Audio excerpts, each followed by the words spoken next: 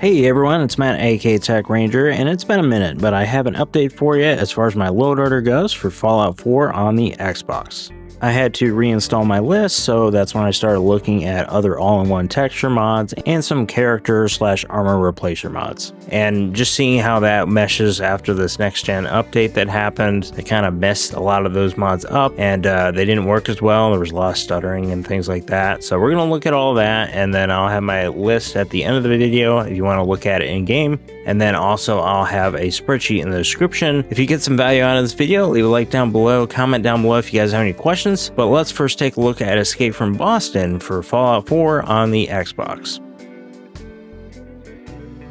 Escape from Boston is an all-in-one mod that pretty much incorporates everything, landscape and greenery all in one mod. There are a few things that you need to know about this one before you try it though.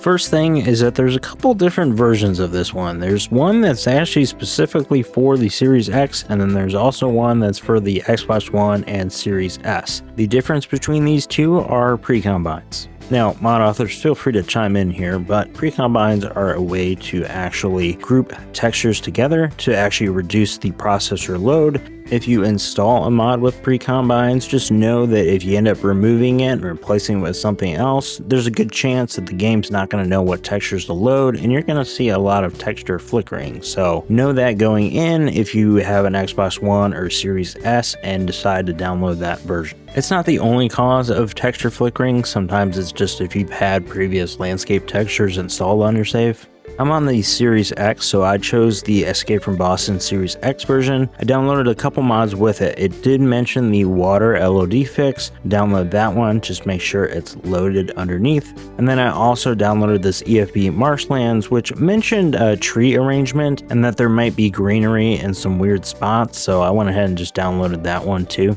With that line though, let's talk about some of the greenery and where it's showing up.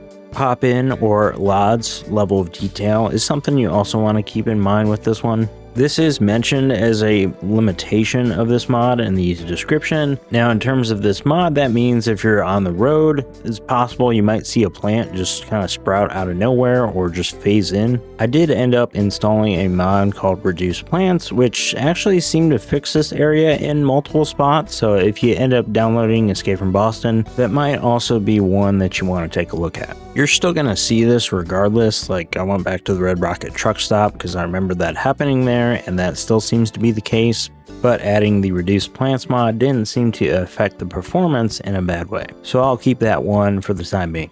If you watched previous videos, you probably noticed the lighting also changed. I've been trying out this immersive lighting all-in-one mod. If you don't like the darker colors, lightweight lighting is also a good one too. Here's an example of what those two look like at dawn. This might give you a good indication of which one you might want to pick, if you aren't already using one that you like. I might ultimately just still stick with lightweight lighting, but I wanted to throw this in there just in case y'all were also looking at that mod. I have been testing to see what kind of other texture mods I can add below this one, just to see if it actually does anything to the performance. The usual suspects, or I should say the mods that I've used in the past, are present in this list still, so things like Better Rubble. It is mentioned in the mod description that if you start doing stuff like that, there's a chance that your performance might actually suffer a little bit. In my case, like I mentioned, it doesn't seem like anything drastic has changed for the worst. But if you didn't love the road texture, for example, you should be okay if you downloaded another road texture and loaded it below it. So the other thing that I wanted to tackle with this load order, since I had to reinstall everything anyway, was to take another look at actually changing what kind of gear NPCs were wearing or replacers. So this one is the Tumba Jamba's Gunner expansion mod. Worth noting, if you like what this mod adds, you don't need to download the collection. You can pick and choose which ones you want because there are separate mods for them. I did see this collection though, and I wanted to try it. And this actually introduces a new vendor to the game. There's a Gunner camp. It's actually past Fort Hagen. It says it's north in the description, but it's actually more like northwest. So it's right here on the map.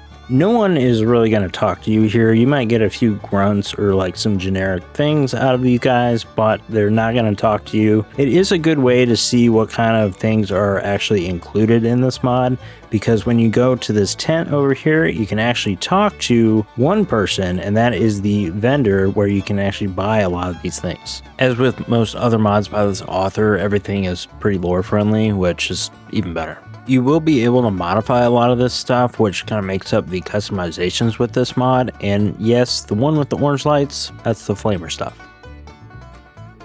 To go along with that addition, I figured since I was at that part in the story where the Institute was starting to pop up, I really like the Nox outfit that I looked at in a previous video. It turns out there's actually a version of that outfit that actually replaces the coarser outfits, and I think that fits really well. You are essentially downloading the Nox outfit standalone version along with the replacer, so you can still craft the Nox outfit at any chem bench.